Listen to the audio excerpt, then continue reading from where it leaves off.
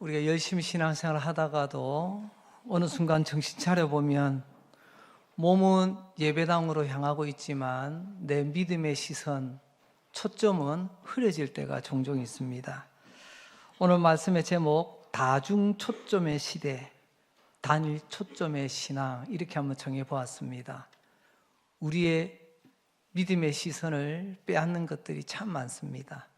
그 가운데서 주님께만 우리 믿음의 시선을 고정하는 오늘 말씀으로 다시 한번 우리가 조율되어지는 은혜의 시간 될 수 있기를 바랍니다. 어느 교통 표지판에 이런 표지판이 있었습니다. 그 주변에는 아마 상수원 보호구역으로 정해져 있었던 것 같습니다. 상수원 보호구역, 차량 추락 시 수질 오염이 우려되오니 서행하여 주시기 바랍니다. 좀 틀린 것 있나요? 맞죠? 상수원 보호구역인데 자칫해서 기름 많이 싣고 다니는 차가 풍덩 빠지면 큰일 나잖아요. 근데 맞기는 맞는데 왠지 좀 씁쓸합니다. 왜요? 조심하세요. 위험합니다.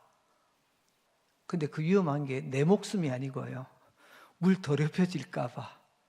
그런 내용들입니다.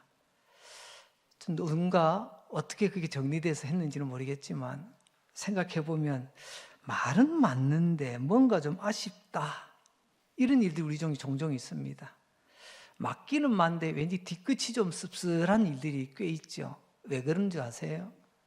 중요한 줄 알았는데 진짜 중요한 것이 우선되지 못하고 그 뒤 중요하지 않은 것, 차선이 최선이 되어버린 그런 경우에 이런 경우들이 종종 있습니다. 우선순위가 제대로 잡혀지지 않으면 아무리 맞는 말인 것 같아도 결국은 뒤끝이 씁쓸한 거죠. 제가 좋아하는 말 가운데 이런 말이 있습니다. 해야 할 일을 먼저 하면 원하는 일을 할 수 있는 날이 오게 된다. 우리는 어떻습니까? 하고 싶은 것, 원하는 것 먼저 하려고 합니다. 그러면요, 해야 될 것, 해야 될 때 못합니다. 여러분 기억나십니까? 학교 다녀와서요, 부모님이 제일 먼저 뭐 하라고 하시죠?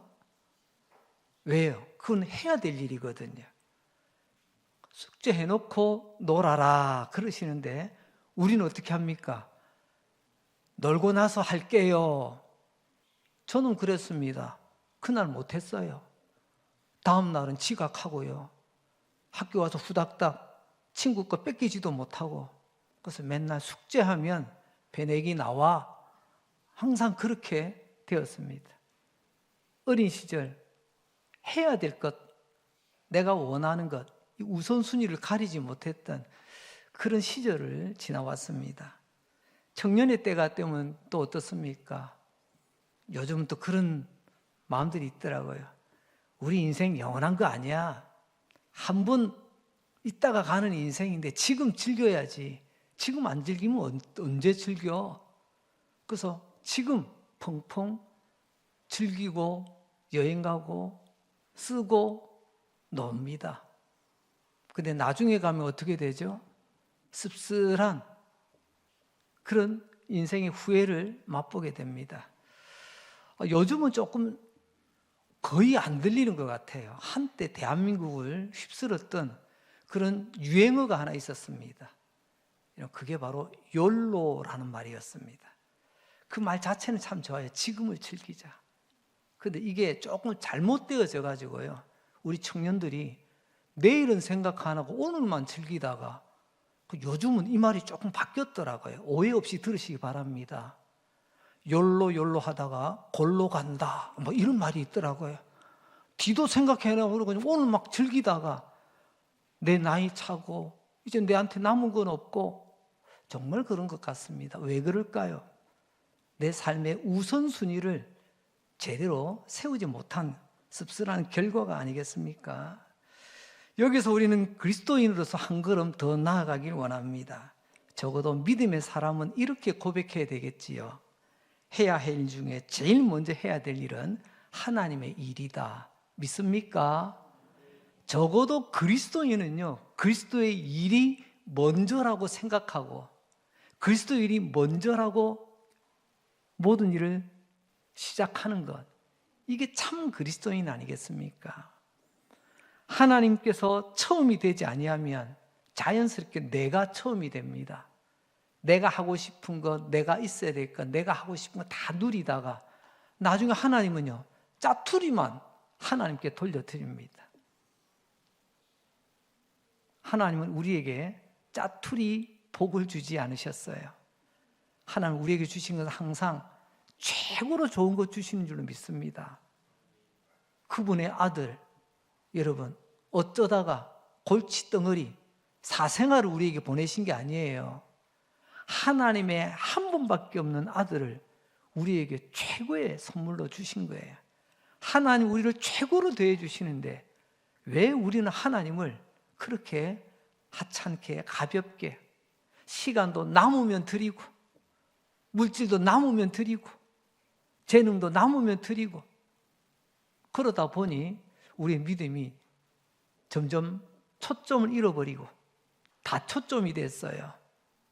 이제 우리 흩어진 초점을 하나로 모으는 시간이 되었으면 좋겠습니다. 여기에 대해서 신약에 가면 예수님께서 이렇게 말씀하십니다. 마태복음 6장 33절인데요. 너희는 먼저라고 했어요. 너희는 먼저 그의 나라와 그의 의를 구하라. 그러면 나중에 그리하면 이 모든 게 뭘까요? 이 앞부분에 보면요. 우리의 먹을 것, 입을 것, 마실 것. 내가 원하는 게 거기 있어요. 보세요. 주님도 말씀하시잖아요. 너 먹는 거 신경 쓰지 마. 그 신앙 아니야. 입을 것 이야기하지 마. 그 신앙 아니야. 이렇게 말씀하지 않습니다. 우리가 먹을 것, 입을 것, 마실 것 필요하다는 거 우리 주님 잘 아세요. 하지만 우선순위는 먼저 그의 나라와 그의 의를 구하면 우리에게 필요한 이 모든 것 하나님이 알아서 다 주신다잖아요. 예수님 당시 사람도 우리랑 똑같습니다.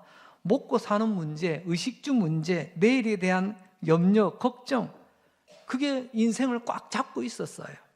그때 예수님께서는 이 모든 것 다 내려놓아라가 아니고 순서를 바꾸라고 말씀하십니다.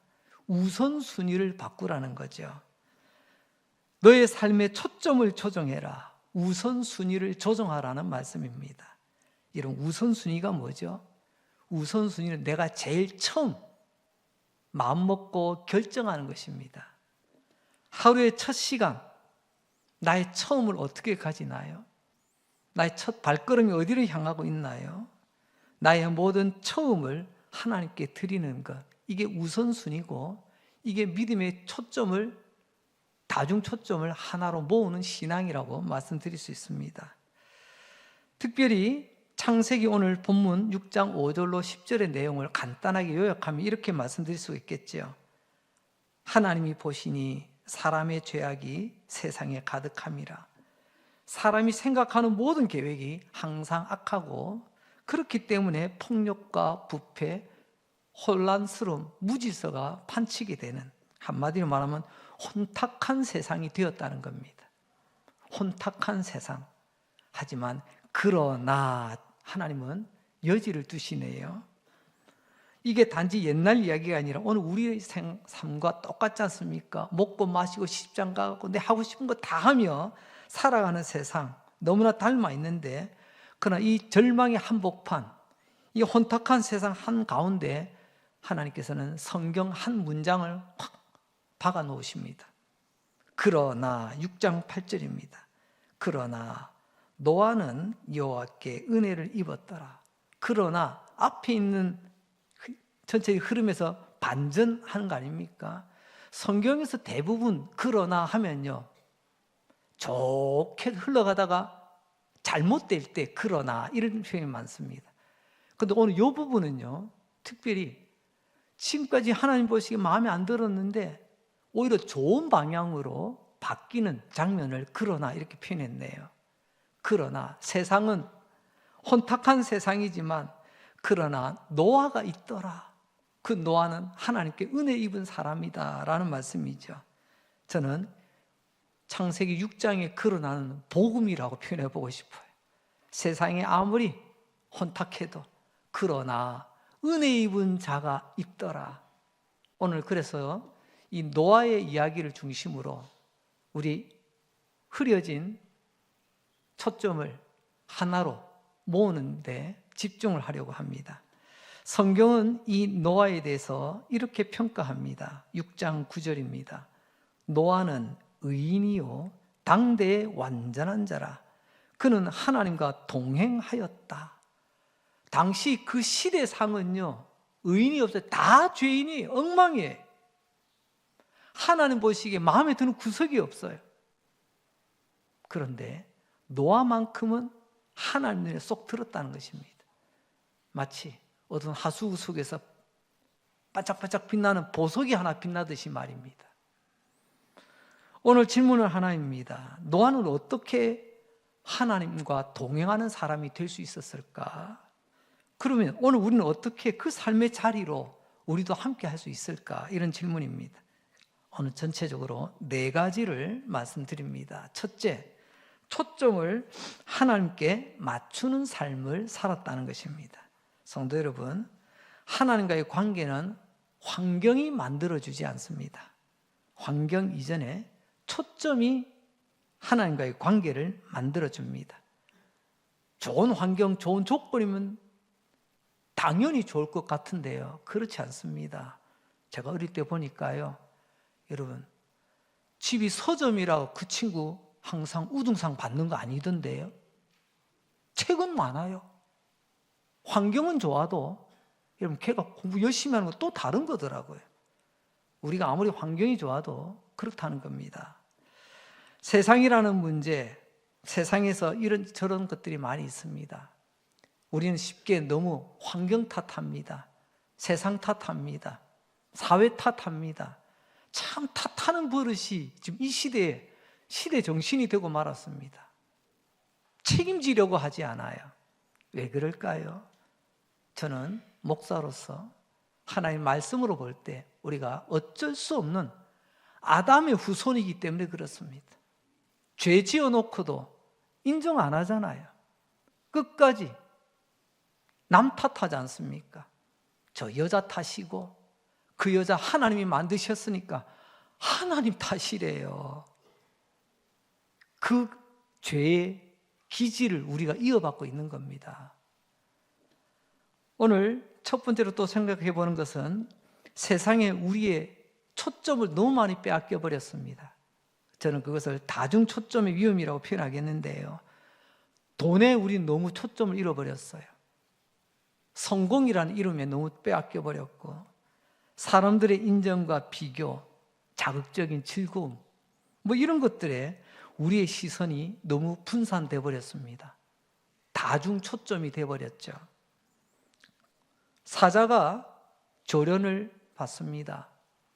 그 으르렁거리던 사자가 서커스 단원, 서커스 공연을 하기 위해서 조련사에게 조련을 받을 때 그 무서운 사자 앞에 들어갈 때 한 손에는 총, 한 손에는 칼 또는 뭐 채찍 이렇게 들어가지 않는답니다.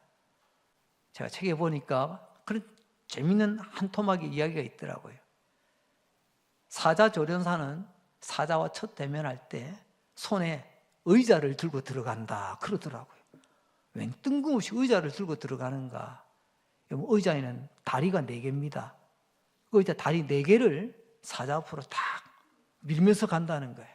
그럼 사자가 이쪽 손이 올지 저쪽 손이 올지 갑자기 4개가 앞에서 어른거리니까 사자가 집중을 못 해가지고 제대로 힘을 못 쓴다는 거예요. 참 의미 있는 표현이라고 생각되어집니다. 아무리 무서운 사자도 여러분 초점을 고정하지 않으면 금세 조련사에게 조련당하여 사람들 앞에서 재롱을 피울 수밖에 없게 된다는 거죠. 사탄도 이와 비슷한 방법을 우리에게 씁니다. 한 가지만 보지 않게 합니다. 이것도 보고 저것도 보게 합니다. 물 위를 걷던 베드로, 주님 바라보는 동안에는 그 어두운 폭풍 가운데서도 물 위를 걸었습니다. 그런데 잠시 바람을 느끼고 파도를 보며 시선, 초점을 잃어버리니까 금세 물에 빠져 들어가잖아요. 사탄도 우리를 흔들어 놓는데 우리는 알고 있습니다. 자주 강조했기 때문에 다시 반복 학습을 하겠습니다. 사탄이 우리를 유혹하는 세 가지 방법이 있습니다. 3단계 전략이라고도 부릅니다.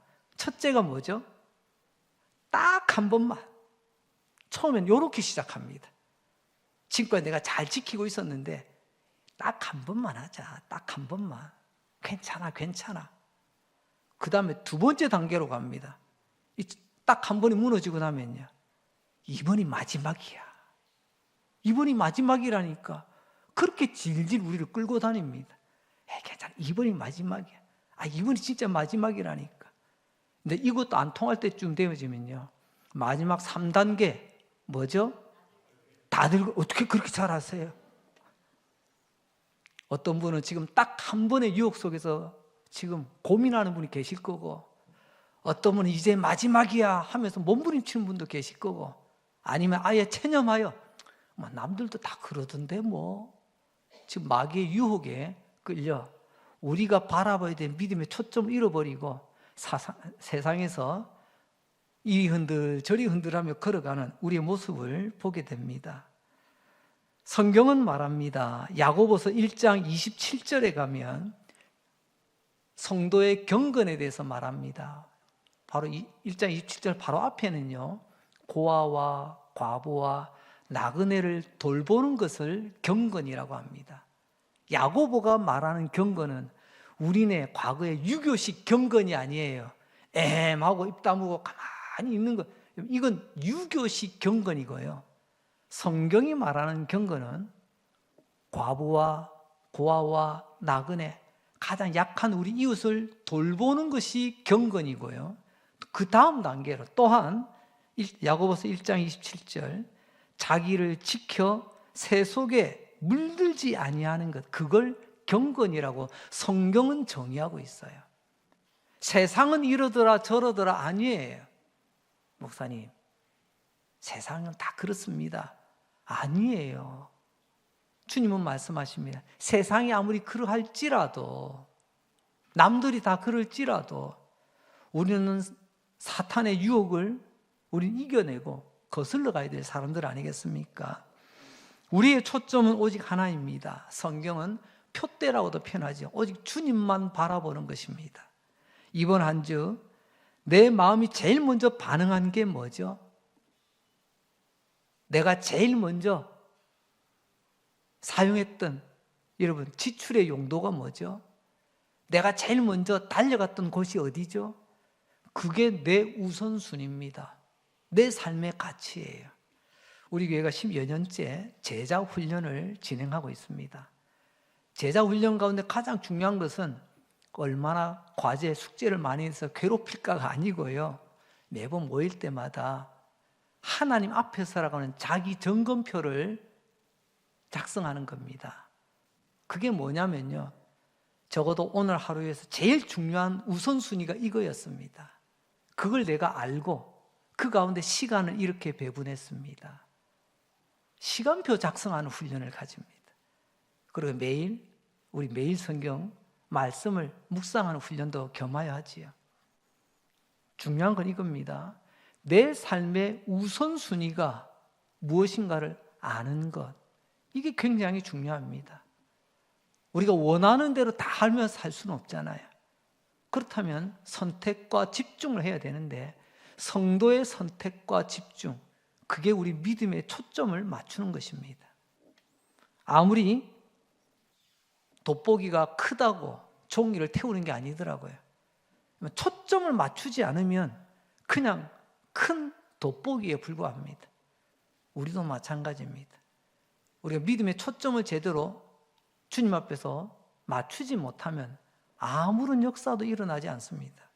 두 번째로 살펴볼 노아의 모습은요, 실패 속에서도 하나님의 뜻을 찾는 삶을 살았다는 것입니다. 노아는 처음부터 모든 게 잘 풀린 사람이 아니었습니다. 성경에 보니까 노아가 자녀를 낳을 때가 언제냐? 500세 이후랍니다. 물론 그 시절은 지금과는 비교가 되지 않는 오랜 세월을 살았는데요. 창세기 5장 32절, 노아는 500세 된 후에 어떻게 이렇게 오랜 시간 동안 자녀가 없는데, 그 시대의 자녀는 재산이요 명예였습니다. 세상은 평가할 겁니다. 저 사람은 인생 실패자라고. 왜? 그때는 자녀가 곧 재산이고 명예고 하나의 축복의 흔적이라고 여겼거든요. 근데 그 오랜 세월 자녀가 없으니까 이런 소리 저런 소리, 좀 온갖 소리를 다 들었을 겁니다. 그런데 하나님은 노아를 의인이라고 표현하시잖아요. 왜냐하면 노아는 실패 속에서도 하나님을 놓치지 않았던 사람이기 때문에 그렇습니다. 사람들의 이런저런 소리 속에서도 흔들리지 않았어요. 결과가 나를 정의하게 두지 않았습니다. 그게 무슨 말이냐면, 믿음은 최선을 다한 후에 주어진 결과에 대해서 나를 그렇게 정하지 않습니다. 결과만 가지고 말하지 않습니다. 실패도 겸허히 받아들이는 것. 우리는요, 결과는 내게 아니에요. 씨 뿌리고 물 주는 수고는 내가 합니다. 그렇다고 열매까지 내가 책임지는 거 아니에요. 열매는 하나님이 주시는 거잖아요. 우리는 이걸 건너뛸 때가 참 많이 있습니다. 내가 이 정도 했으니까 이 정도 결과가 나와야지. 내가 이렇게 했으니까 이 정도 열매는 나와야지. 결과에 대해서 내가 이미 선을 그어버려요. 규정해버려요. 성경은 말합니다. 최선을 다하되 그러나 결과에 대해서도 감사함으로 받고 자유할 줄 알아야 된다. 이게 노아의 삶이었습니다. 두 번째로는 기도는 보고가 아니라 발견이라는 겁니다. 기도가 단순히 주님 앞에 보고하고 청구서 내미는 건가요? 그건 누구나 할 수 있는 기도잖아요. 그러나 우리의 기도는 기도로 하나님을 설득하는 게 아닙니다. 기도를 통해서 하나님, 그 결과에 대해서는 하나님 처분에 따르겠습니다. 우리 잘 아는 예수님의 기도 아시죠?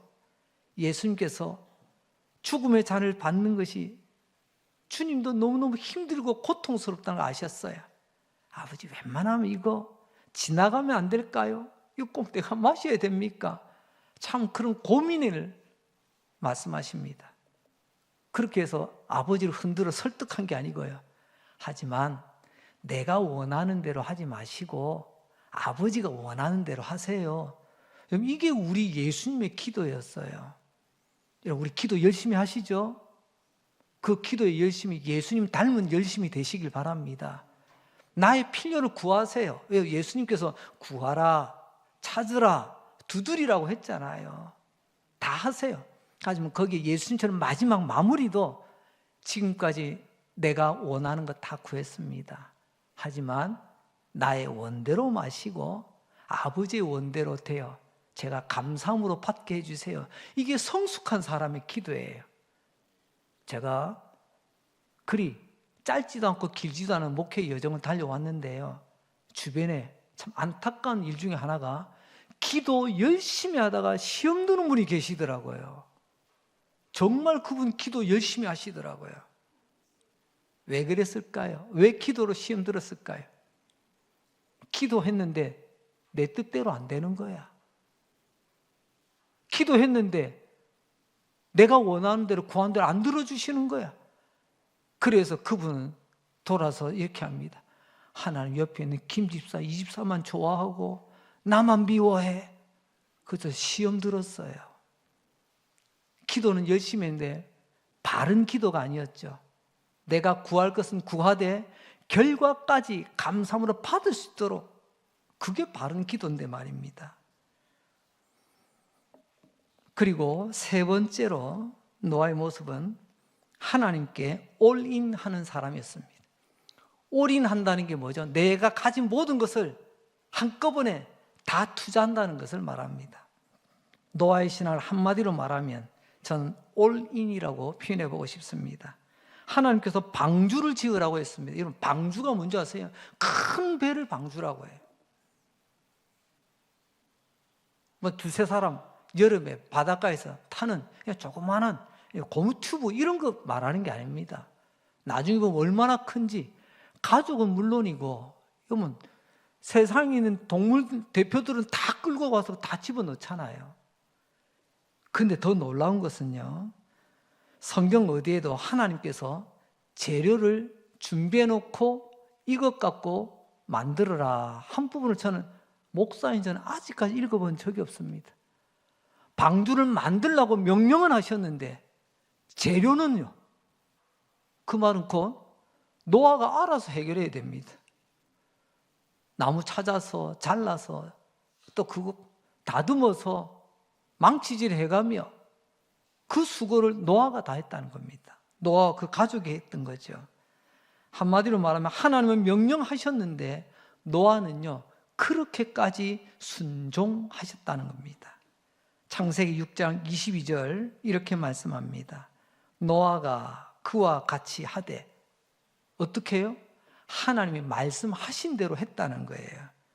하나님이 자기에게 명령하신 대로 다 준행하였더라. 할렐루야.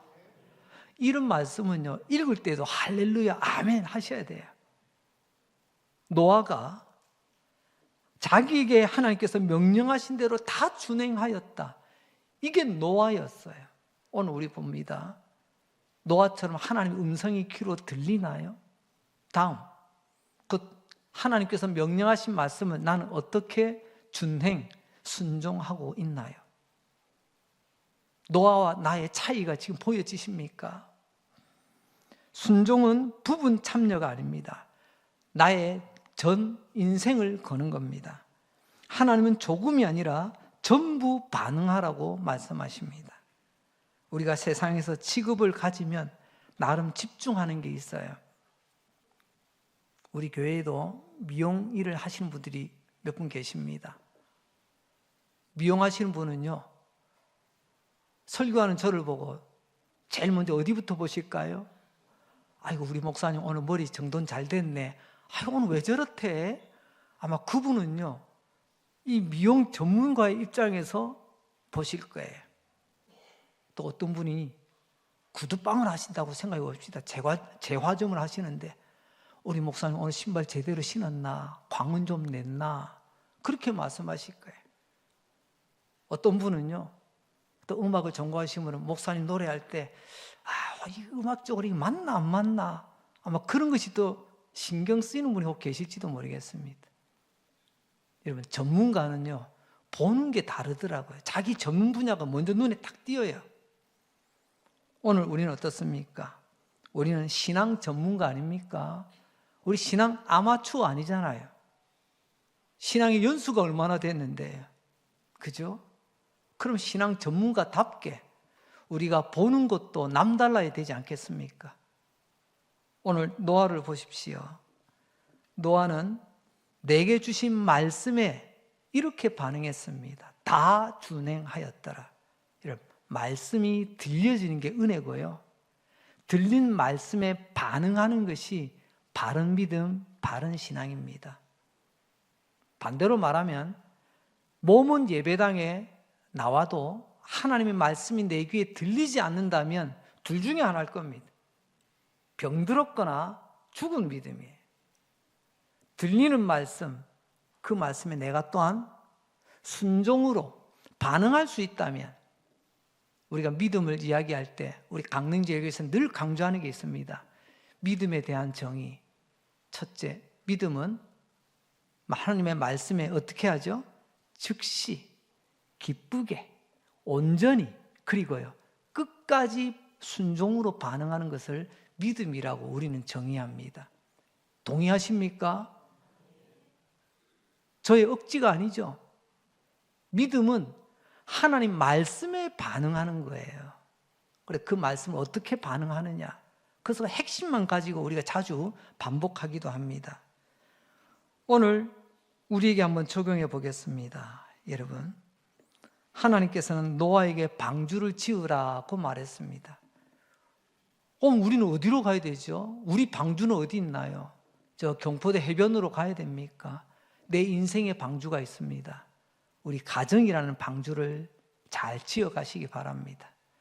여러분들의 직업이라는 그 현장에서 방주를 잘 지어 가시기 바랍니다. 여러분들에게 맡겨주신 자녀, 여러분들 맡겨주신 사역, 여러분들 맡겨진 직분 다 방주라고 말할 수 있어요. 하나님 믿고 맡겨주셨잖아요. 노아처럼 끝까지 최선을 다하여 잘 감당할 수 있길 바랍니다.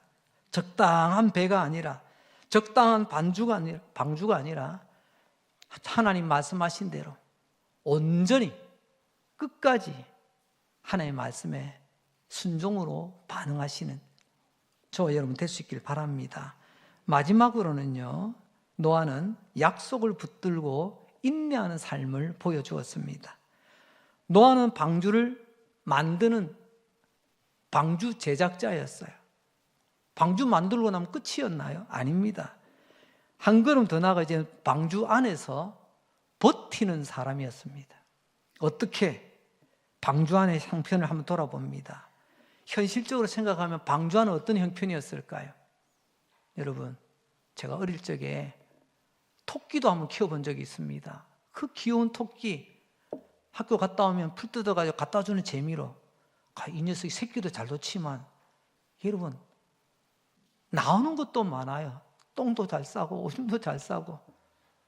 저 집 앞에서 조금 귀퉁이에다가 토끼집을 지어놓고 키웠는데요, 풀 주러 갈 때마다 시간이 갈수록 조금씩 이제 얼굴이 찌푸러집니다. 왜냐하면 냄새가 보통이 아닙니다. 방주 안에 각양각색의 동물들이 다 모였습니다. 여러분, 그 안에 요즘처럼 뭐 환기시설이 잘 돼 있겠습니까? 근데 그 방주 안에 온갖 동물들이 모여서 울고 싸고 그 부대끼면서 생각만 해도 저는 끔찍합니다. 근데 거기서 노아는요, 끝까지 참아내며 견뎌냅니다. 괴로움의 현장이지만 냄새나고 소리나고 답답하고 참 앞이 보이지 않는 그런 자리이지만 노아는 흔들리지 않았습니다. 왜요? 노아는 하나님의 약속을 붙들고 있었기 때문에 그렇습니다. 성경은 이렇게 말씀합니다. 여러분 다 같이 한번 읽어보겠습니다. 히브리서 10장 36절 말씀입니다. 시작. 너희에게 인내가 필요함은 너희가 하나님의 뜻을 행한 후에 약속을 받기 위함이라. 아멘. 우리에게 왜 인내가 필요하냐고요? 하나님의 뜻을 행한 후에 하나님의 약속을 받기 위함이라.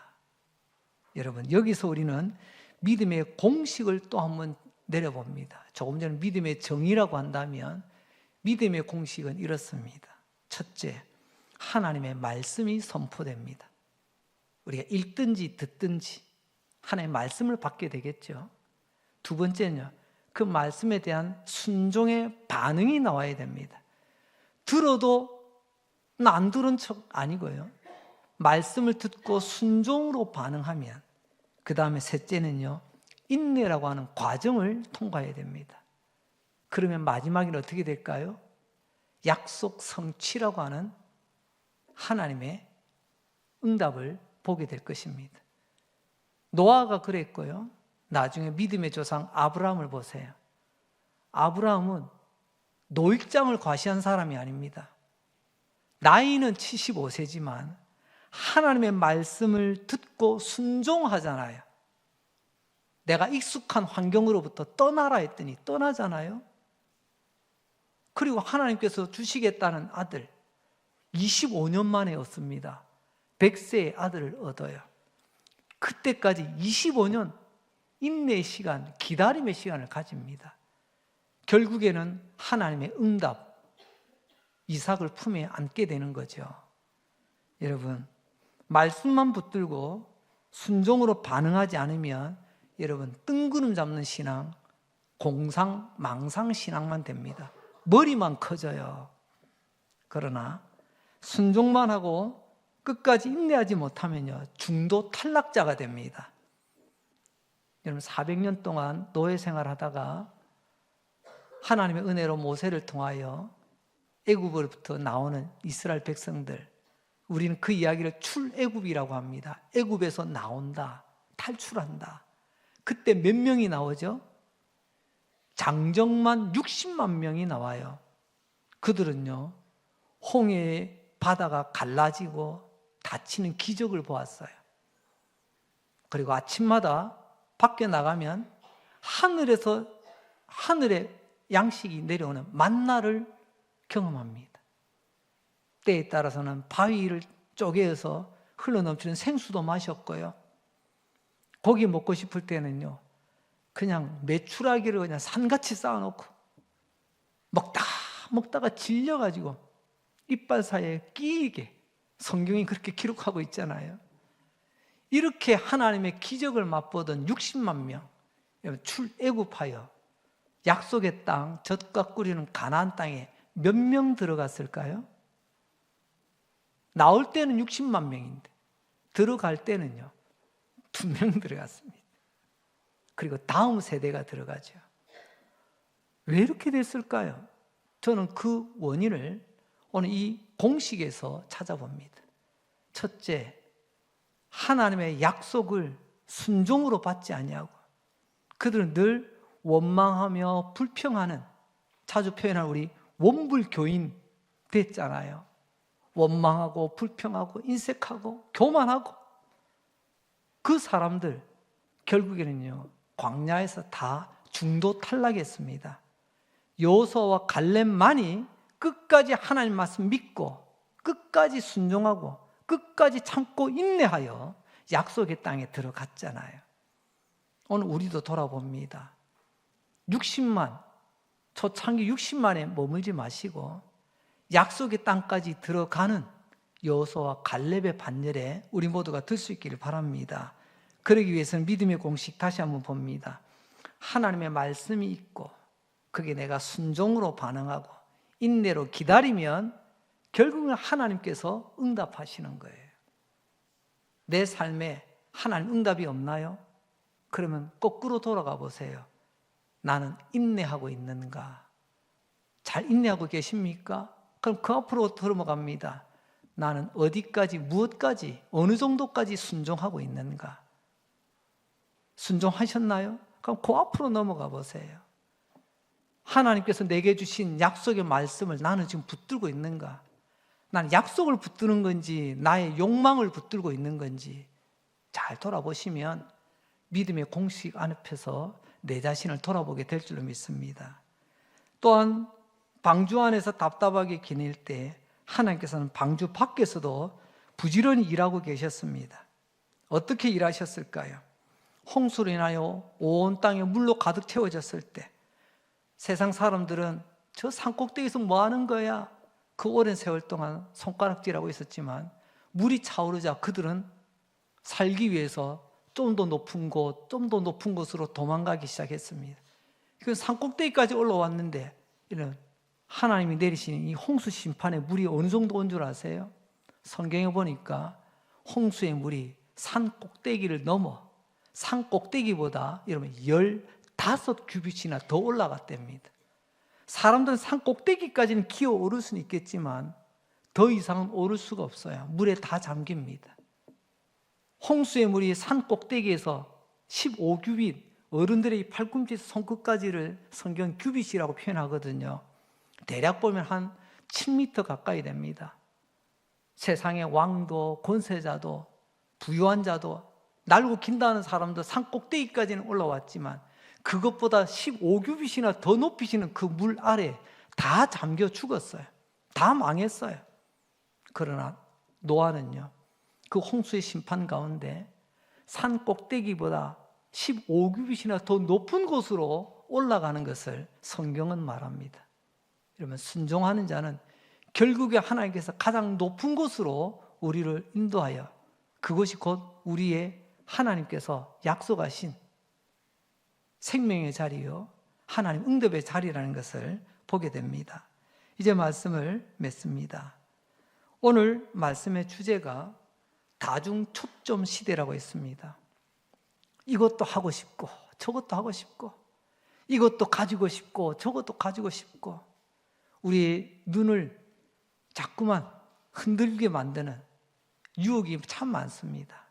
하지만 이 시대 가운데서도 노아처럼 하나님께 시선 고정하여 초점을 맞추어 우리의 삶의 우선순위를 분명히 하여 노아의 삶이 우리의 삶이 될 수 있길 바랍니다.